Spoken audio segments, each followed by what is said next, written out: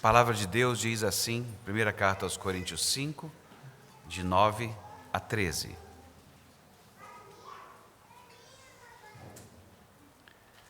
Já em carta vos escrevi que não vos associasseis com os impuros. Refiro-me com isso não propriamente aos impuros, ou aos gananciosos, ou roubadores, ou idólatras, pois neste caso terias de sair do mundo. Mas o que de fato escrevi é que não vos associeis com alguém que, dizendo-se irmão, for impuro, ou ganancioso, ou idólatra, ou maldizente, ou beberrão, ou roubador. Com esse tal nem ainda comais. Pois com que direito haverei eu de julgar os de fora? Não julgais vós os de dentro? Os de fora, porém, Deus os julgará. Expulsai, pois, de entre vós o malfeitor. Vamos falar com o nosso Deus uma vez mais? Bom Deus e Pai, bendito e exaltado seja o teu santo nome. Ajuda-nos a ouvir a tua voz, à medida em que explicamos esse pedaço da carta aos Coríntios. Nós rogamos no nome de Jesus. Amém. Só um rascunho, bem pequeno. Verso 9 diz, já em carta vos escrevi, e nós estamos lendo a primeira carta aos Coríntios. Pois é, deve ter escrito outra. É o que todo mundo diz, pelo menos a maioria. Tem gente que não acredita nisso, mas paciência, deve ter acontecido alguma coisa, alguém disse alguma coisa para alguém, e ele já deu uma certa instrução, e essa instrução não aparece para nós, exceto no que ele trata. Então é isso. Então, o destaque que separa em duas partes esse sermão é por causa desse escrevi. Já em carta vos escrevi, e ao mesmo tempo verbal, por isso que eu fiz uma pequena mudança, porque a Almeida está, mas agora vos escrevo, é o mesmo tempo verbal, ele está querendo dizer com isso, o que eu de fato escrevi, porque ele está esclarecendo alguma coisa. Então, ele usa o mesmo tempo verbal e separa uma coisa da outra, e por isso nós teremos duas partes. Tá bom? Mas não será sobre escrita. Eu coloquei comida aqui, porque achei que ficava bom. Ficou no sermão pesado, aí põe uma comida já, né? Você vai pensando em tempero, vai dando fome. Mas não, é por causa da frase que ele disse no final do verso 11. Com esse tal, nem ainda comais. Paulo não quer só dar uma frasezinha de saída no argumento que ele está fazendo. Ele está trazendo à memória deles o modo de Deus proceder já desde o passado. Ok? É por isso que a gente vai trabalhar com comida e vocês vão ver a ligação de uma coisa e outra. É isso. Tem água?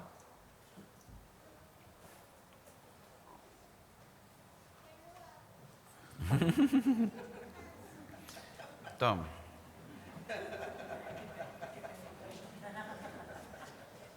Você mostra, né? Aí depois... Isso que eu não puxei o miojo aqui.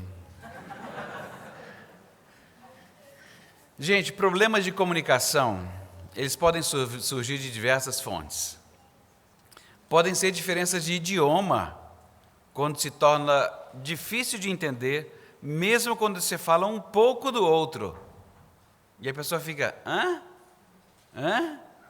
Hã? É horrível, não é? Você tentando falar outro idioma e a pessoa... O que você quis dizer mesmo? Isso é muito chato. Tem uma peça de publicidade antiga, de cursos de inglês, que mostra um submarino alemão. E nele um cadete novato fica sozinho na sala de rádio. Ele recebe um pedido de socorro de uma embarcação americana. Mayday, Mayday, we are sinking. E ele fica repetindo isso o tempo inteiro. E o cadete alemão está na sala sozinho, sem saber muito bem o que ele faz agora. E então o cadete alemão responde, This is a German Coast Guard. What are you thinking about? Esse problema com diferenças de idioma ainda pode acontecer, especialmente se você não entendeu qual foi o ponto. Se você não entendeu, você vai ter que perguntar para alguém. Fala assim, não entendi nada que falou. Falei, tudo bem. Vocês perceberam, quem percebeu, percebeu. Quem não percebeu, pergunta para alguém. É uma dificuldade de comunicação.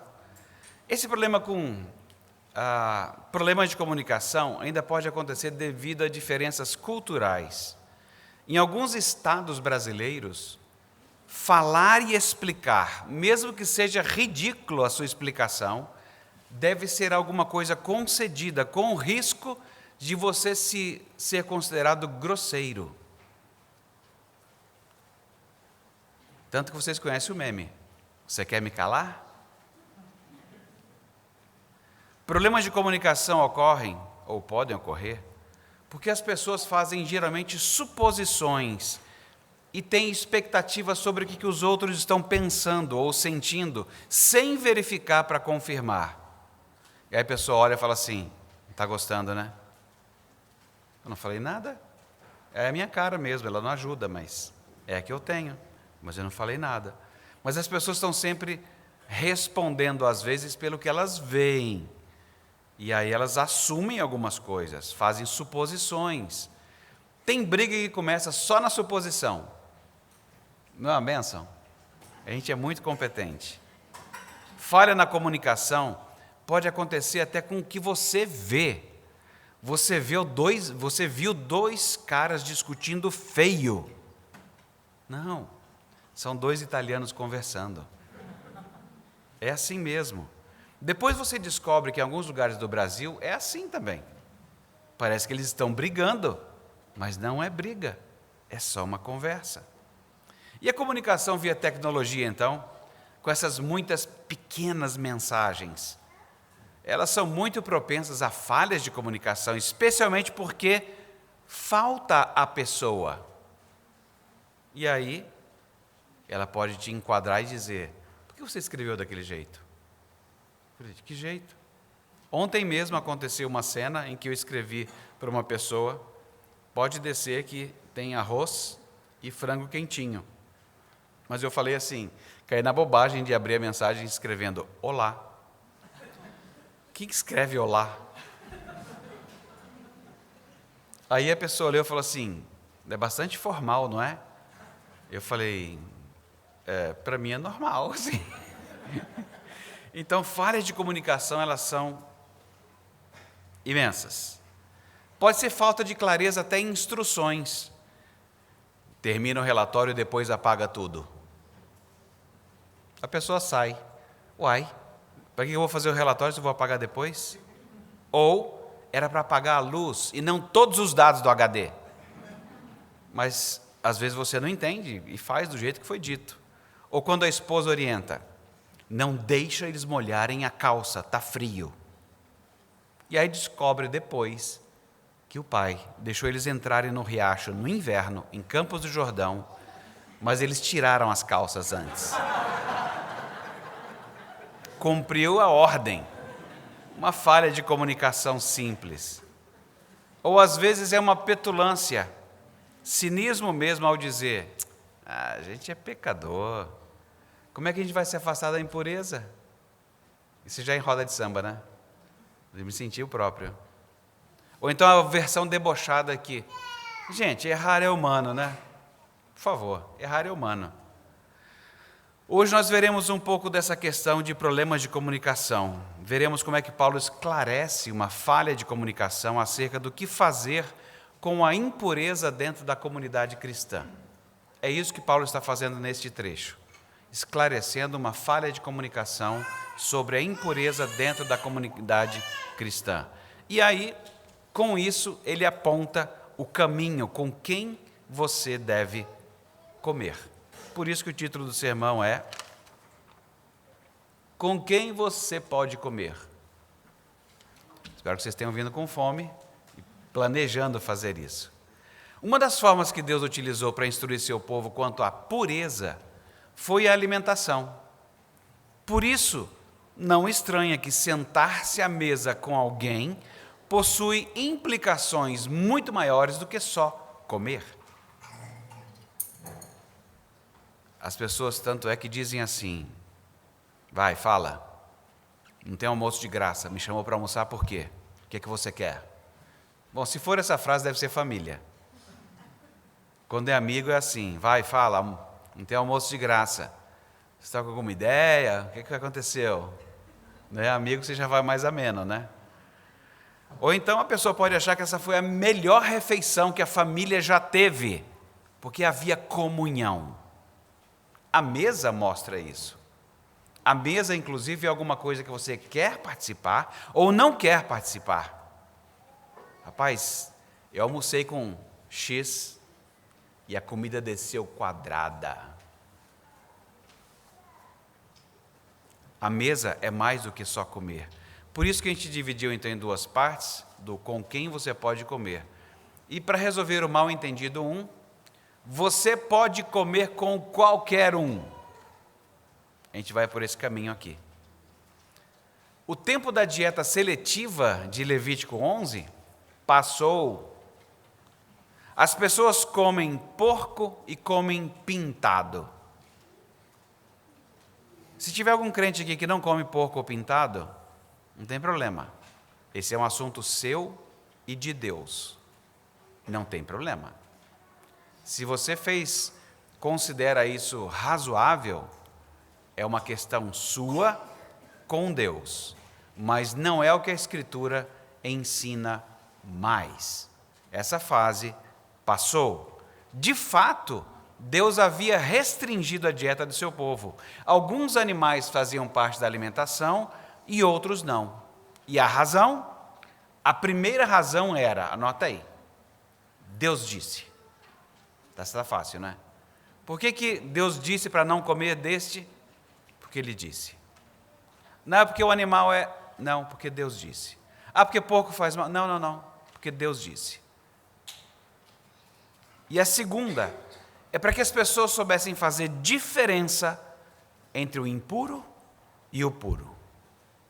Então eles aprenderiam duas coisas: a ouvir a voz de Deus e obedecê-la, e fazer distinção, separação entre o puro e o impuro, que Deus chamou. Deus chamou esses de impuro e chamou esses de puros. Só isso. Nós vivemos no tempo da nova aliança. Nós somos um novo povo, rumando agora para Nova Jerusalém, novos céus e nova terra. Mas o princípio é o mesmo. Ao evitar o que Deus chama de impuro, nós mostramos confiança em quem sabe o que é melhor para o seu povo. E se Deus instrui na sua palavra que algum comportamento é impuro, eu também vou ouvir a sua voz, como Ele disse para os animais. Eu vou fazer exatamente a mesma coisa. Ouvir a voz de Deus, portanto, é rememorar as atitudes que o agradam. Como é que foi essa transição para poder comer qualquer coisa? Esse é o ponto que junta exatamente o sentar-se à mesa e a pureza que Paulo tem como pano de fundo no seu coração. A transição da dieta aconteceu em Atos 10. Tem um registro lá. Quase 2000 anos depois da escrita de Levítico, Pedro ainda vivia de acordo com a antiga dieta. E mais, Pedro havia entendido uma outra questão, por ele mesmo. Ele entendeu o seguinte: é proibido eu me juntar ou mesmo me aproximar de alguém de outro povo. Então, além daquilo que Deus havia dito, que é aprender a ouvir a sua voz e fazer distinção entre o puro e o impuro, Pedro foi mais longe. Falou assim: eu não me associo com essa gentalha. Qualquer outro povo. Se você não compartilha a mesa, você não compartilha o que os faz rir juntos, o que os alegra juntos, enfim, um jeito conjunto de ver o mundo. É a mesa que nós concordamos em rir das piadas sujas, é a mesa que nós concordamos em falar mal de alguém, é a mesa que a bebida quebra barreiras. A mesa. Por causa de uma visão de Deus, Pedro entendeu que não deveria considerar nenhum ser humano impuro. Então Deus dá uma visão para Pedro e isso transforma o seu modo de compreender a dieta que fazia.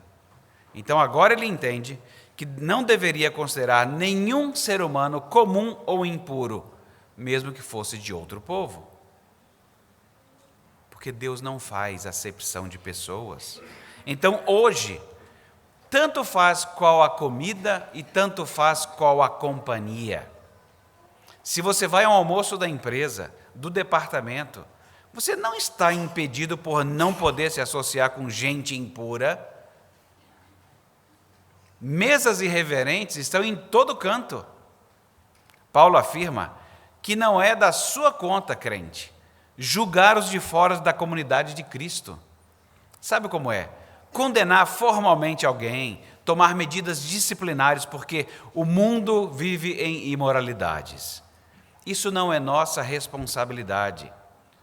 Geralmente você sabe disso, porque eu nunca vi ninguém marcando nem com o pastor Marcel, nem com o pastor Emílio, uma hora para poder fazer uma denúncia de colegas de trabalho que traíram em seus casamentos, ou que roubaram uma verba, ou qualquer outra coisa. Porque em que tribunal que nós iríamos para resolver esse assunto? Em todo lugar, você serve a Deus e sabe que há pessoas descrentes. E saibam de uma coisa, quando nós nos assentamos em qualquer mesa, com qualquer pessoa, é bom que você saiba que essas pessoas descrentes no caminho de Deus, elas, letra A, sabem o que Deus quer, ou o que Deus requer.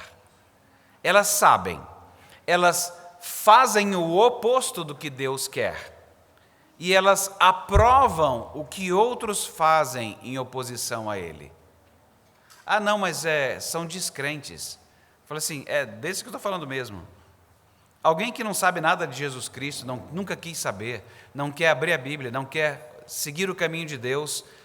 A Bíblia diz que não há um ser humano, porque todo ser humano foi criado à imagem de Deus, não há um ser humano que não saiba no seu coração o que Deus exige dele. Então, todos sabem o que Deus requer delas. Todas as pessoas. E elas fazem o oposto do que Deus requer e aprovam todos os que fazem oposição a Ele. Isso não significa que a igreja deve se abster da fala profética acerca do mal no mundo. Não. Mas os cristãos, eles não têm jurisdição sobre estranhos e não devem usurpar uma tarefa que pertence somente a Deus. Era assim que os coríntios estavam pensando. Falaram assim, então eu tenho que evitar tudo, né? Tem que sair do mundo, né? A falha de comunicação chegou ao ponto de falar uma frase de bobagem dessa. Os que estão fora da comunidade cristã devem ser deixados nas mãos de Deus. E a igreja tem a responsabilidade de anunciar a eles as boas novas. A igreja é responsável por manter a sua casa em ordem. E Deus vai nos responsabilizar por isso. É por isso que a igreja exerce disciplina. O modo que Paulo descreve ao final vem de uma expressão recorrente em Deuteronômio: expurgar o mal do meio de ti. Acontece várias vezes no livro de Deuteronômio. Expurgar o mal no meio de ti. Essas várias passagens foram as que deram base para Paulo dizer praticamente a mesma coisa para a igreja: expurguem o mal no meio de vocês. O que você faria com um amigo que fizesse a bobagem que está no nosso texto? Se vocês não sabem o texto em que ele se deitou com a madrasta e que no processo disciplinar fosse expulso da igreja porque não quer seguir o caminho de Jesus Cristo, o que você faria com ele? Foi desligado da igreja. Ele ainda seria seu amigo?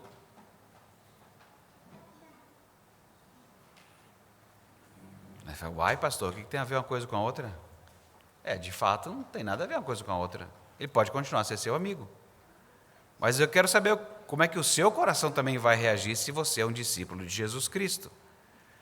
Porque vocês terão que resolver com qual verdade agora vocês vão caminhar juntos. E vocês vão ter que conversar sobre isso. Porque a verdade de um e de outro não está dando certo de andar na mesma mesa. Então, em qual verdade nós vamos caminhar? E pode ser que nessa conversa, pode ser que o amigo, o outro, que não quer seguir a Deus, pode ser que ele diga. Eu ouvi essa frase uma vez, tinha um grande amigo, me chamava de playboy, eu não sei porquê, mas era como ele chamava. Falava: playboy, depois que você começou esse negócio de ir para a igreja aí, tá dando certo não. A gente já não pensa junto, a gente já não sai junto para fazer umas paradas aí, não está dando. Eu falei assim: então acho que é isso. Grande amigo, Celso, falecido hoje. E nunca mais vi. Eventualmente assim a gente se falava, mas caminhos absurdamente opostos. E não tinha jeito de ser diferente, porque qualquer concessão seria o que ele não quer fazer, e qualquer concessão seria o que eu não queria fazer. Então a gente não tinha um terreno bom. Então essa conversa vai ter que acontecer. Vão ter que resolver com que verdade vocês vão caminhar juntos. Mas saiba que, de acordo com o Evangelho, você não está mais se assentando com esse seu amigo numa mesa de comunhão com Cristo. Isso é importante você saber. Ele pode continuar seu amigo, mas é bom você saber que não é mais uma mesa de comunhão em Cristo. Não é mais. Bom, seja lá qual for a mesa que você for participar, lembre-se de uma coisa: em qualquer mesa você é sal e luz. Em qualquer mesa você é sal e luz. Então já vai pedindo a Deus, quando você for para alguma mesa que não é de comunhão em Cristo, já vai pedindo a Deus sabedoria, pedindo a Deus clareza e ajuda no que falar. Porque se a mesa que você está não é uma mesa de comunhão no nome de Cristo, então ela é uma mesa missionária. Se ela não é uma mesa de comunhão em Cristo, ela é uma mesa missionária.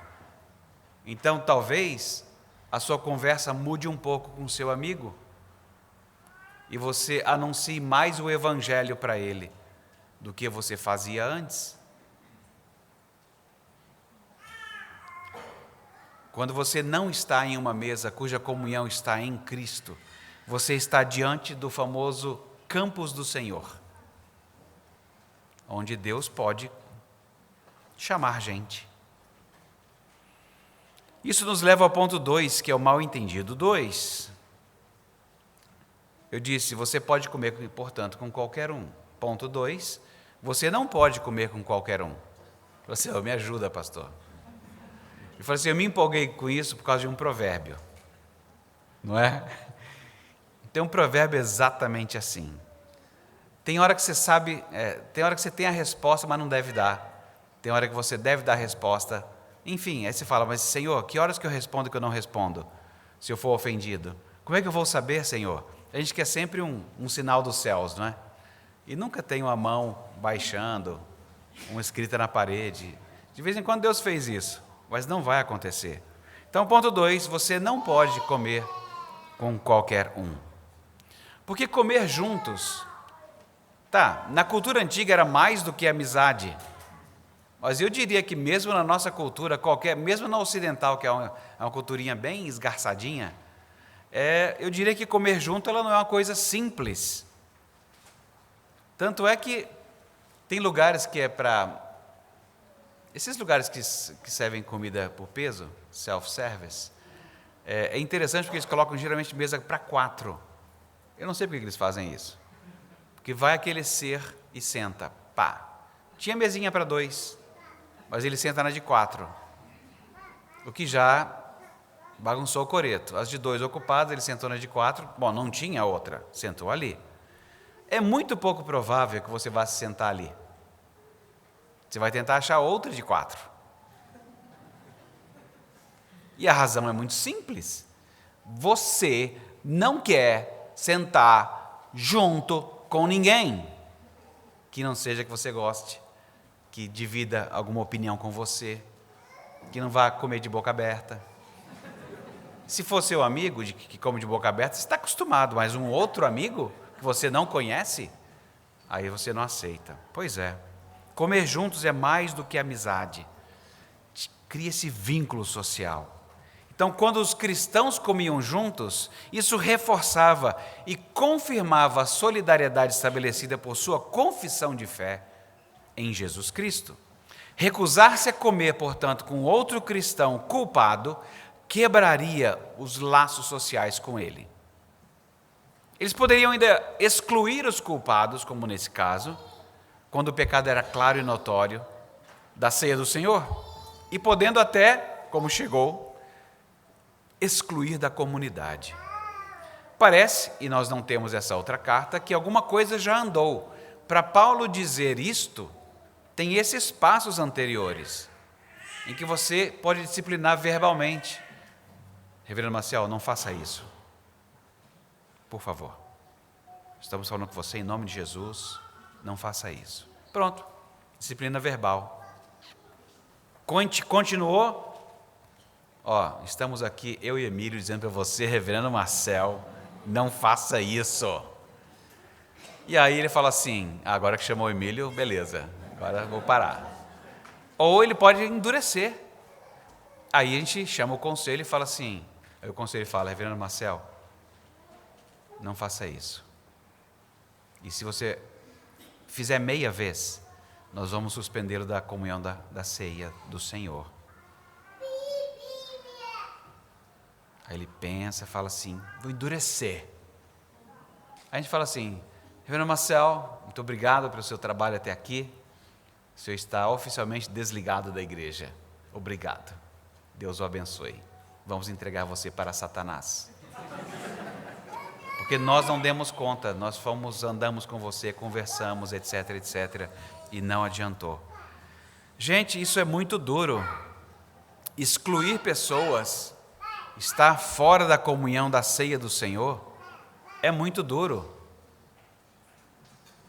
E essa exclusão, ela pode parecer dura e intolerante. Pode parecer até... Gente, vocês estão parecendo um retorno àqueles, sabe, aquele separatismo dos fariseus, estão parecendo um bando de fariseus. Fala assim, é mesmo? A gente está parecendo isso? Mas é que o problema é o seguinte, cristãos que eles não são moralmente diferentes dos incrédulos, eles obscurecem a distinção entre a igreja e o mundo. Você está negando a obra que Deus está fazendo e dizendo, eu estou ajuntando a minha igreja, que é santa, e eu a estou fazendo santa. E você diz assim, tá nada, olha eu aqui, manchando tudo. Então é isso que você está fazendo. Nesse caso, a igreja reconhece que essa mancha o ofende diretamente e você fica em grande risco. Não é vergonha. Existem pais que disciplinam os filhos por vergonha, não é? Tem vergonha que o filho faça alguma coisa, dá um solavanco do moleque, por vergonha sua, não é uma disciplina, é um extravasar da sua vergonha. Isso é muito feio, isso é muito chato quando acontece. Então, você tem vergonha, então você reage à sua vergonha. Olhar o outro, o que o outro está passando é bem diferente. A disciplina o tempo todo é o receio que Deus vá fulminar essa pessoa. E o desejo sincero que Deus a restabeleça, mesmo que seja com um olho só, mesmo que seja com um braço só. Então não é vergonha, vai envergonhar o nome da igreja. O nome da igreja já não vale nada nesse mundo, gente. O nome de pastor não dá para abrir nem crédito. Você já pensou o que é um pastor abrir crédito? As frases que você ouve mais delirantes. A cara, qual a sua profissão? Pastor. Mas pastor ganha? Eu não falei que era padre, eu falei que era pastor. Mas padre também ganha. Então, assim, é uma cena muito difícil. Às vezes, é só por isso mesmo, porque pastor é escória.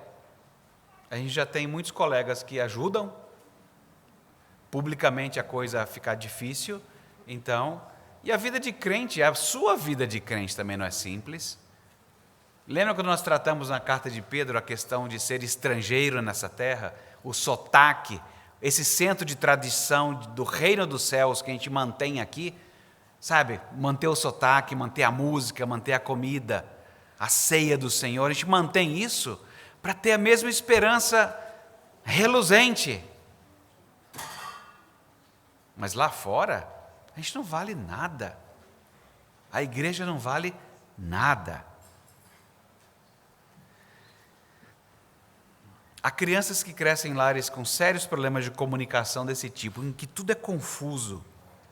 Tem dia que pode, tem dia que sem a menor explicação ou distinção não pode. Tem parente que fala um monte de bobagens e aí você vê seus pais rindo. Aí você fala uma bobagem pequena, seus pais quase tiram seus dentes. Aí você fala assim, uai, por que o tio falou aquilo lá e todo mundo riu? E eu falei aqui alguma coisinha bem mais leve e quase fui agredido. Não, fui agredido. Ou então, esse pode, tem hora que pode, tem hora que não pode, sem a menor explicação. É esse tipo de cena que a gente não quer no corpo de Cristo. Essa confusão na mensagem. Aqueles que são flagrantemente imorais não podem parecer representar o que significa alguém que é chamado de sal e luz, de crente. Não. Esta é a maneira, portanto, que a Escritura tem de arrancar a máscara que a pessoa se cobre e acaba envergonhando o nome de Cristo, é nessa sequência, a igreja. O nosso zelo constantemente é por causa da vergonha ao nome de Cristo. Todas as vezes em que você cometer uma agressão verbal como pais, por exemplo, em casa, e ninguém vai ficar sabendo disso, essas disciplinas pequenas elas vão acontecendo de um modo diferente, mas é bom sempre lembrar que eu ofendi primeiro a Deus. Sabe naquele esquemão de Moisés, que ficou todo cheio de raiva e meteu a vara na pedra? Vai, toma água aí, cambada, estão com sede? Todo nervosinho. E aí Deus fala, ô Moisés, você não me santificou diante do povo. Exatamente a mesma coisa se nós fizermos isso. Porque Deus não é zangadinho, vingativo. E todas as vezes que nós recorrermos a esse circuito, nós estamos envergonhando o nome de Deus, porque Deus não é assim. E eu, agindo como representante dele naquela hora, eu não espelhei bem. Que dirá, eu estou falando de falar de modo indevido, que dirá esse sujeito aqui nessa igreja de Corinto? Por isso, a excomunhão dele. Obviamente que essa abordagem de excomungar, tirar do hall de membros, ou o nome que você quiser dar, ela tem seus perigos. Tanto que algumas igrejas, por causa desses perigos, não agem assim. Quais são os perigos de você adotar essa prática da disciplina até este ponto? Até a excomunhão. Bom, a igreja pode se degenerar numa comunidade defensiva, olhando para todos com desconfiança o tempo inteiro. Ou pode ser que a igreja se transforme numa comunidade de vigilantes do pecado alheio. Pensa, pastor, fulano, lembra dele? Lembro. Ele pegou o bonde. É que eu lembrei de uma acusação que fizeram ao Horácio Lane, que foi um dos americanos que foi trabalhar no Mackenzie em 1870, lá em São Paulo. E uma das acusações que ele recebia é que no dia do Senhor ele pegava o bonde. E alguém viu e o denunciou. A gente conversa sobre isso outro dia. Depois eu te conto o que aconteceu. Mas pode ser que a gente se transforme em vigilantes do pecado. Vamos deixar isso claro. Nós não fomos chamados para sermos vigilantes do peso de ninguém, sequer do pecado de ninguém. Pode ser ainda uma outra abordagem que tem seu risco, que a igreja pode ser levada a uma presunção vã, a um exclusivismo, a se achar que eu não sou como esse aí, nós não somos como isso aí. Na verdade, quando a igreja disciplina, a igreja sabe que tem todo o potencial do mundo de fazer a mesma coisa. de cometer os mesmos crimes. E sabe que tem sido guardado somente por causa da graça de Deus. E quando olha para um pecador, olha e fala assim, é com tristeza. No sermão anterior era isso, você olha o pecado com tristeza. Você não olha com desdém, você não olha com, agora toma, vai. Não, você olha com tristeza. Até porque alguns pecados seus, Deus não quis levantar a saia. Eu não sei por que Deus quis registrar aquele de Davi e deixar por escrito. Já pensou se Deus elegesse um pecado seu, desses chatos, e para deixar por escrito para a igreja ler e amar Davi? Sabe de uma coisa? Por causa desses perigos em adotar uma disciplina mais severa, há comunidades que entendem que a excomunhão jamais deveria ocorrer. E o argumento geralmente utilizado é um daqueles que tenta tornar a comunicação confusa, como aquelas que a gente apontou na introdução. Gente que fala assim, ora, gente, se a gente for adotar excomunhão, não vai sobrar um cristão que não vai ser excomungado.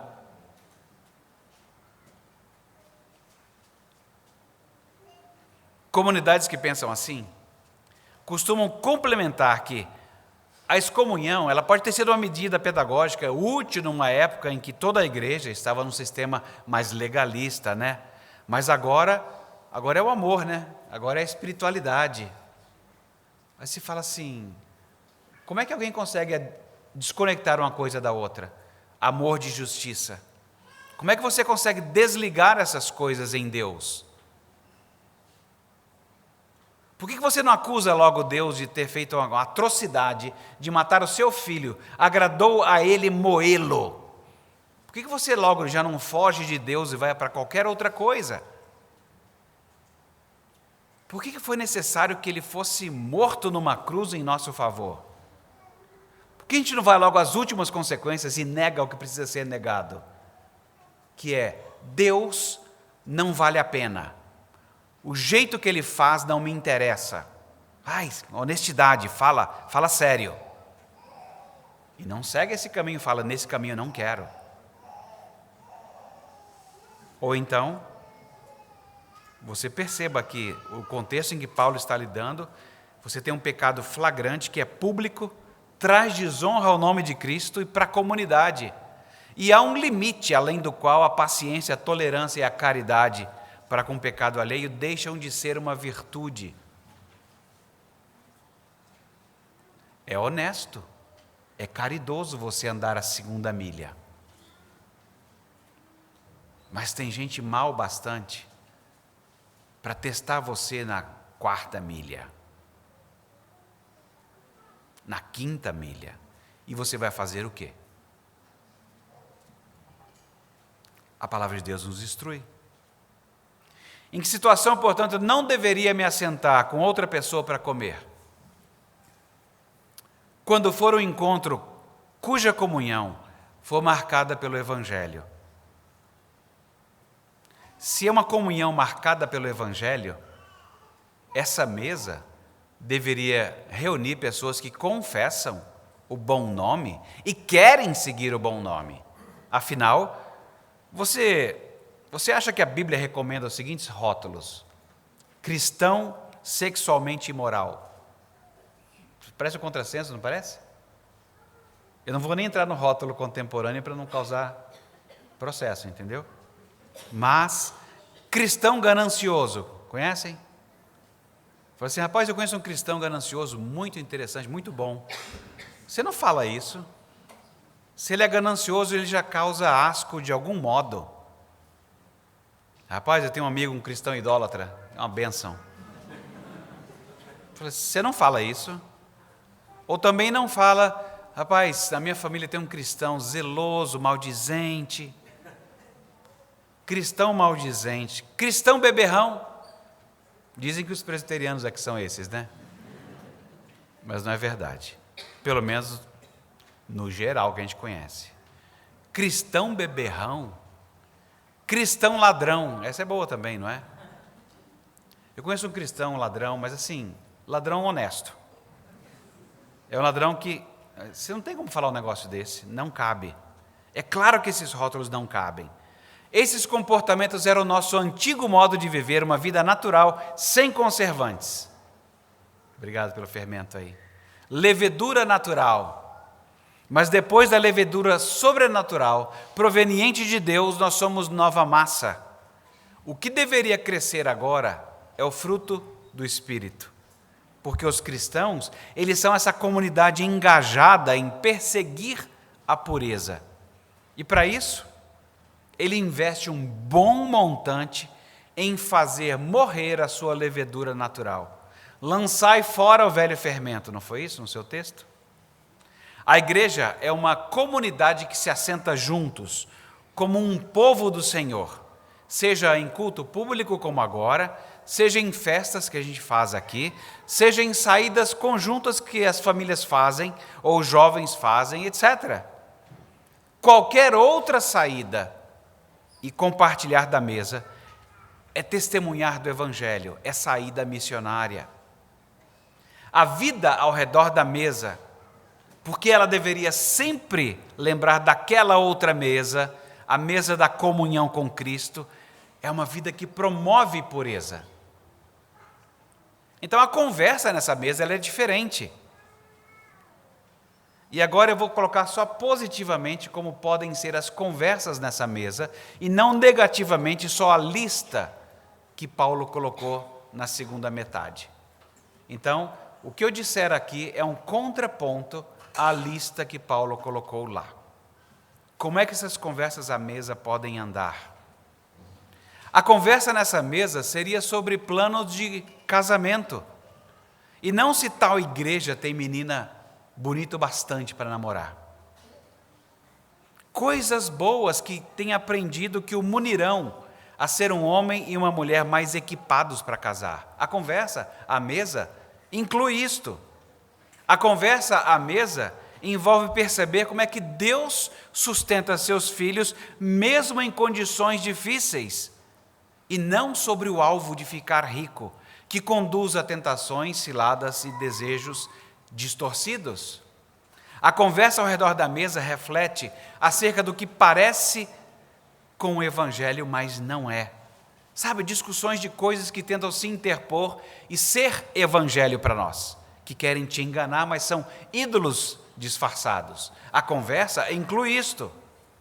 A conversa inclui falar bem daqueles que estão aprendendo a andar com Cristo, mas que estão ainda no começo da caminhada.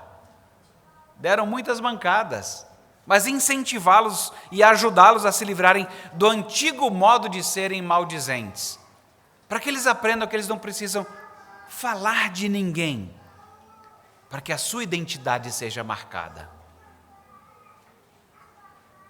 A conversa ao redor da mesa não precisa do álcool para te fazer mais desinibido ou te fazer falar mais.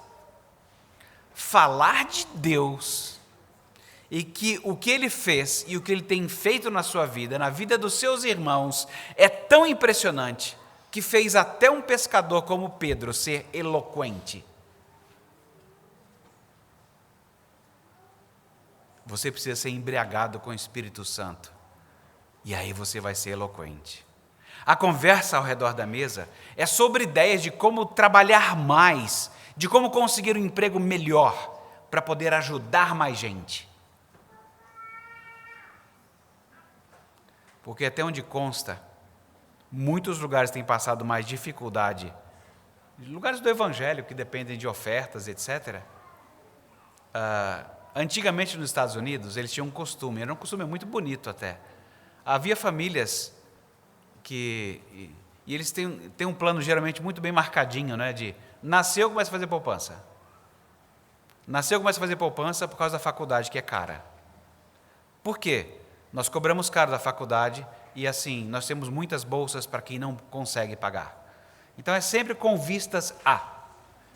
E então, às vezes uma família amealhava aí seus milhões de dólares e quando o idoso morria e não havia mais ninguém, exceto os filhos que já estavam resolvidos, ele doava para o seminário ou uma instituição educacional. Várias dessas receberam dinheiro assim. O Seminário de Brasília pode receber de vocês se quiserem e tal. Eu vou instituir isso de modo melhor. Mas isso era muito bonito. Até que o tempo foi passando. E muitas instituições cresceram bastante assim. Até que os filhos começam a trabalhar e crescer, também a amealhar coisas boas e juntar bastante dinheiro também. Quando você tem um bom começo, é muito bom. E aí os filhos já compram um sofá para o seminário. Depois os filhos mandam um e-mail para o seminário. Mas não vai mais dinheiro. Então, assim, é muito comum essa ideia que eu preciso ganhar mais, mas é ganhar mais para nós mesmos. E isso é uma coisa tão estranha na Escritura. Quando é dito, aquele que roubava não roube mais, antes trabalhe. Para quê? Você comprar tudo que você quer. Não, você poder amparar o próximo. Então, isso sempre esteve em vista no Evangelho. E às vezes anda esquecido. Essa mesa, ela é sobre isso. É sobre a vida real que existe ao se tornar um discípulo de Jesus, quando todo engano e ilusão desaparecem. Sabe, engano e ilusão desaparece, e acho que o jeito bem legal é como apareceu no filme com Nárnia. Sabe quando aquela taça é jogada na neve assim? Quem assistiu o filme? Quem não assistiu, azar seu. Mas jogou a taça na neve, ela vira nada. Os docinhos turcos viram nada. É isso. Quando todo engano e ilusão desaparecem.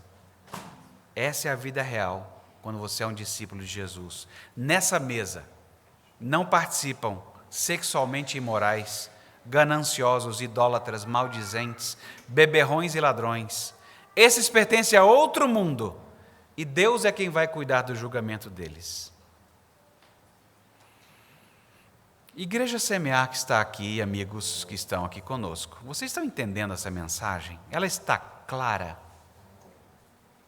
Ou deveria eu falar em outro idioma? Mas aí não ficaria clara, não é?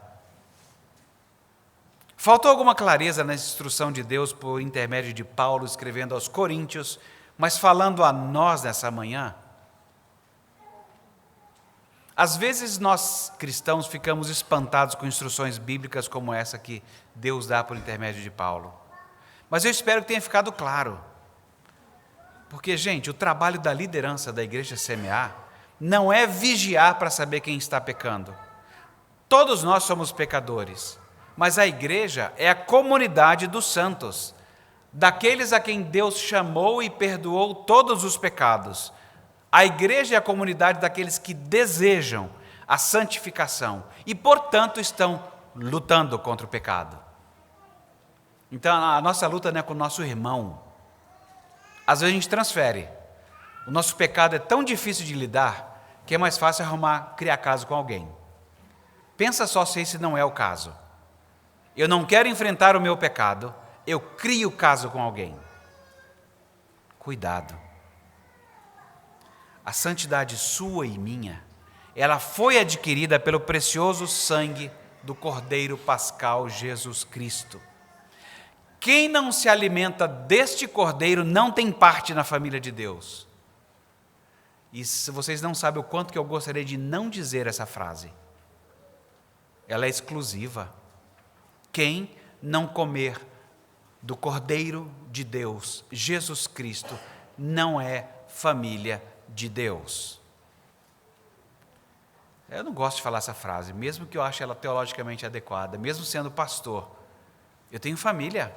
Eu tenho família de gente que não se importa com Deus. Eu tenho conhecidos, amigos, gente que não quer saber de Deus do jeito que a Escritura coloca.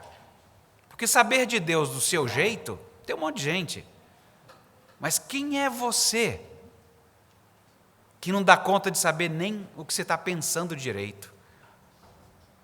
Há um Deus, é do jeito dele.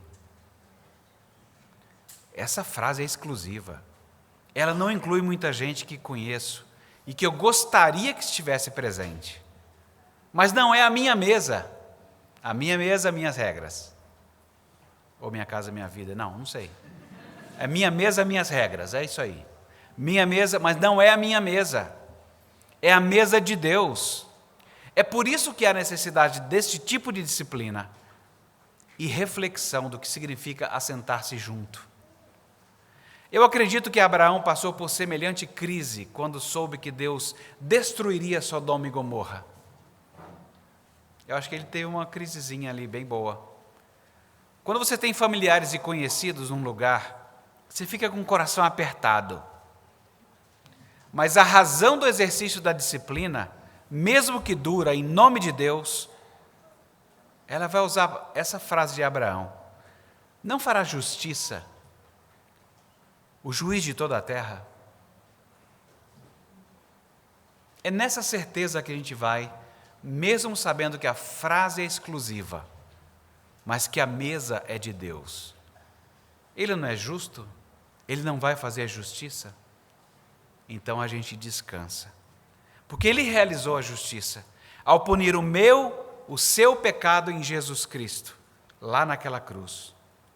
É por isso que, para a gente continuar a ser comunidade, nós confessamos, nós deixamos, nós lutamos para que a nossa nova vida seja estabelecida cada vez mais, para que ela apareça cada vez mais. É por isso que era necessário fazer isso. Porque se esse tipo de disciplina não acontecer, fica parecendo que o sacrifício de Cristo para tornar a sua igreja santa, ou ele não foi suficiente, ou ele foi ineficiente. E ele foi plenamente suficiente e eficiente. Vamos falar com o nosso Deus? Bom Deus e Pai, dá-nos sabedoria, cada um de nós, Senhor, para que a gente consiga fazer uma boa associação entre pureza e assentar-se à mesa. Dá-nos sabedoria para saber que nós, quando estamos numa mesa de comunhão, o que deve fazer parte da nossa conversa. Concede-nos sabedoria, Senhor, para que quando nós estivermos numa mesa que não é de comunhão em Cristo, que a gente tenha sabedoria também na conversa, que a gente saiba que está em campo missionário e que deve prezar em anunciar o Teu Evangelho. Ajuda-nos, Senhor, para que a pureza da Tua igreja permaneça e a gente possa ainda ver muitos e tantos bons frutos que o Senhor trará. Recebe nossa adoração e a nossa gratidão pela Tua instrução. Nós oramos agradecidos no nome de Jesus. Amém.